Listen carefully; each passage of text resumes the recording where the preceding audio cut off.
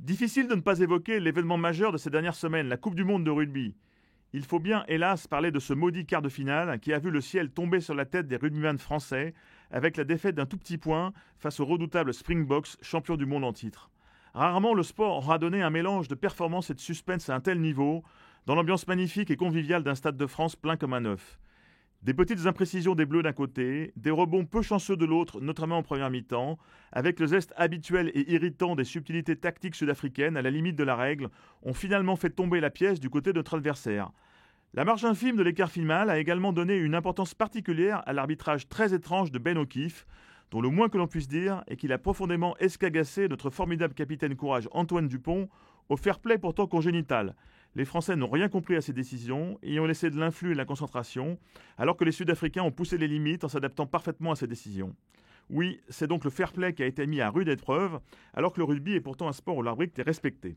Alors ce petit point a-t-il tout changé ? Eh bien prenons d'abord du temps et du recul pour juger de la performance réelle, et faisons confiance à Fabien Galtier, malgré la défaite, même s'il est encore plus cruel quand tout cela se passe à domicile. Pourtant, sur 10 Coupes du Monde, seules 3 auront sacré le pays hôte. Direction donc l'Australie en 2027, où beaucoup de nos joueurs seront encore là et où l'expérience accumulée sera un grand atout, avec évidemment une belle et saine envie de revanche. Si on élargit un peu le champ des enseignements, 2 conclusions restent brûlantes d'actualité. La première, c'est de mieux protéger la santé des joueurs, tant on voit la multiplication de cas de troubles cérébraux irréversibles chez d'anciens joueurs, notamment ceux des lignes avant. Le silence est rompu et les témoignages s'enchaînent tous plus glaçants les uns que les autres. La deuxième, c'est d'ouvrir le rugby à d'autres nations.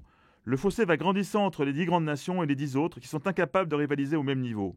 Le rugby est en train de rater son développement mondial et sans décision radicale d'investissement profond pour développer le rugby dans de nouvelles terres, le futur continuera de se jouer autour des mêmes à la table du banquet, qui est bien étroite quand on la compare au football, au basket, au handball et même au volleyball. Sans parler de mettre en place un arbitrage plus homogène, suivez mon regard, il serait donc temps que World Rugby prenne ces questions à bras-le-corps, plutôt que de protéger ses petits intérêts et son précaré aux couleurs délavées d'un ersatz de Commonwealth.